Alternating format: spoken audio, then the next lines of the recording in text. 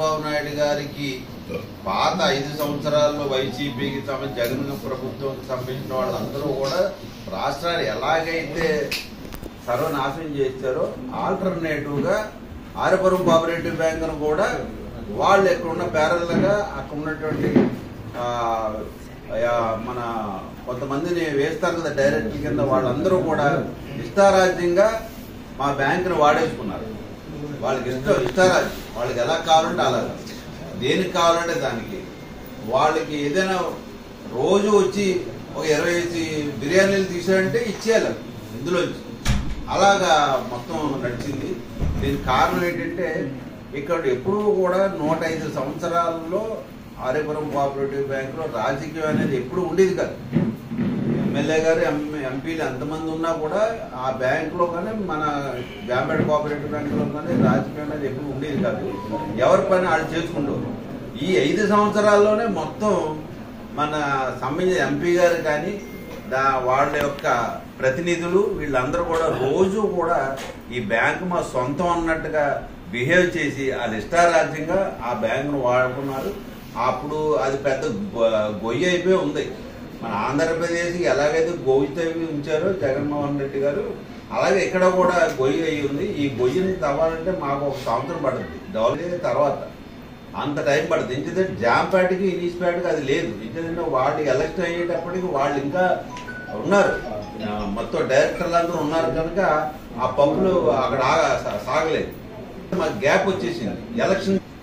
ఇలాగే ఈ ఒక రాజమండ్రికి ఎంతో ప్రతిష్టాకరమైనటువంటి ఆర్యపురం బ్యాంక్ని ఇలాగ దెబ్బతీశారు కనుక అన్ని వెంటనే ఎమ్మెల్యే ఎలక్షన్ అయినట్టునే ఎమ్మెల్యే గారు ఆయన అందులోకి వచ్చి వెంట మా ఎలక్షన్స్ కూడా పెట్టడం జరిగింది. ఆర్యపురం బ్యాంకు చాలా అన్ని మీకు మరలా ఇంకొక దాంట్లో ఒక నెల రోజుల్లో చాలా వరకు క్లారిటీ వస్తుంది.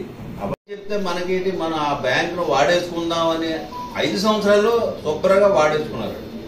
ఎప్పుడైతే అక్కడ ఉన్నటువంటి బోర్డు అలాగా ఎప్పుడు కదా దేంట్లో ప్రతి దాంట్లో కమిషన్లు వాడేసుకున్నారు. ఇక్కడ ఎంప్లాయీస్ కూడా వాళ్ళకి ఎన్ని ఉంటే అన్ని వాళ్ళు వాడేసుకున్నారు. ఈలోగా బ్యాంకును సర్వనాశనం చేశారు.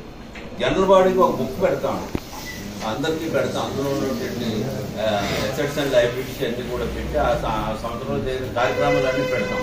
ఆ బుక్కి మేము మళ్ళీ రేపు సెప్టెంబర్ 29వ తారీఖు జనరల్ బాడీకి పెట్టాం. ఆ బుక్ తయారు చేయాలని లాస్ట్ ఇయర్ పిలిచిన బుక్ ఎంత చేసామంటే 170 రూపాయలు అండి. ఇప్పుడు ఎంతకు చేస్తాం అంటే 120 రూపాయలు అండి. మాకైతే ఎందుకు మళ్ళీ తగ్గించామంటే అంటే యాక్చువల్గా అది 100 రూపాయలండి. నేను గుంటూరు వాళ్ళని అడిగితే 100 రూపాయలు అన్నారు. మొన్న నేను ఫెడరేషన్ మీటింగ్ వెళ్ళేటప్పుడు వాళ్ళని అడిగాను, ఇది అందరూ తయారు చేశాడు 100 రూపాయలు అన్నారు.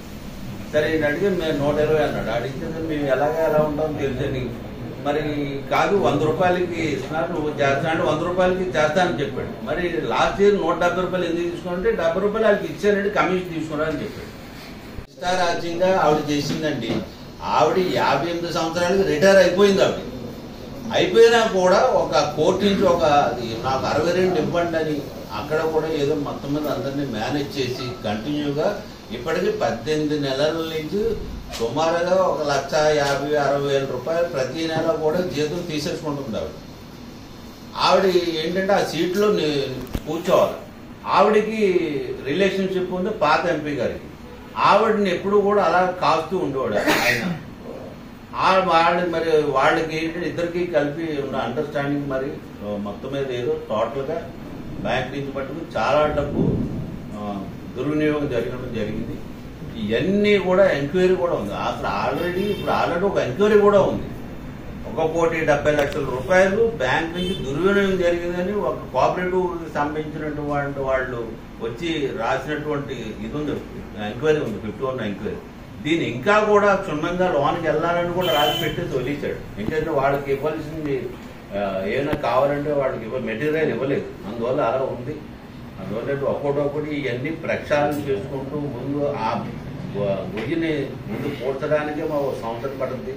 ఎందుకంటే బ్యాంక్ని ఎప్పుడూ కూడా చరిత్రలో ఏ గ్రేడ్లో ఉండేది, అలాంటిది ఇవాళ షాప్లోకి వెళ్ళిపోయింది.